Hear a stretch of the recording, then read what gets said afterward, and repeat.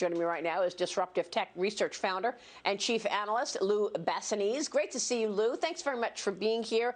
You know, we've been talking about the marriage of technology and healthcare for a couple of years now, and by all accounts, I think it's very positive to see what's going on in terms of making our lives better, getting in front of disease.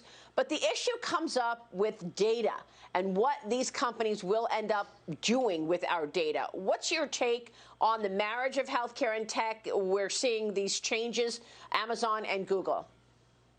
Yeah, look, I would rather Google has my data than Facebook. I mean, we know Facebook has just violated everyone's privacy. But in reality, we're in an era of techbiquity where tech companies are infiltrating every aspect of our lives, even in industries that we would never expect. So tech is not just tech anymore. Every business relies on it to operate. Into pharmacies is a natural extension. Like you mentioned, you know, Amazon now has Whole Foods. That gives them 500 locations where they can have brick and mortar pharmacies. That's still dwarfed by the CVS's of the world that has 10,000 locations.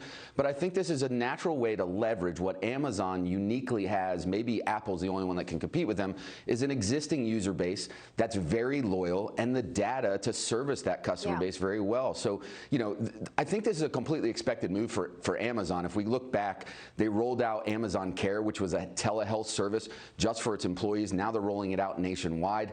Just expanding vertically to integrate prescription medicine, it makes perfect sense. So I think this is a benefit. It's a value add for the company and for users.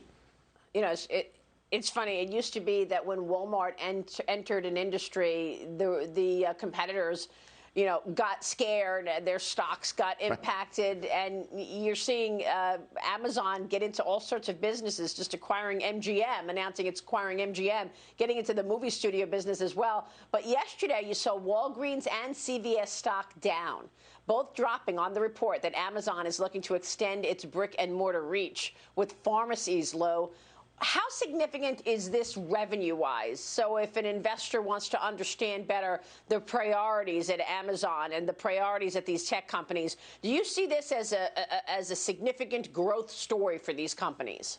Look, I think it's incremental for Amazon, right? But for competitors, I mean, it's the adage that, look, if Amazon's in your business, you might as well sell because they're going to take it over. If Amazon's thinking about getting into your business, you might as well sell because they're going to eventually take it over. And if Amazon's not in your business, you better ask why and sell anyway because it's probably not that attractive. So I think it's an incremental driver, and they can just keep expanding, which drives the top line overall.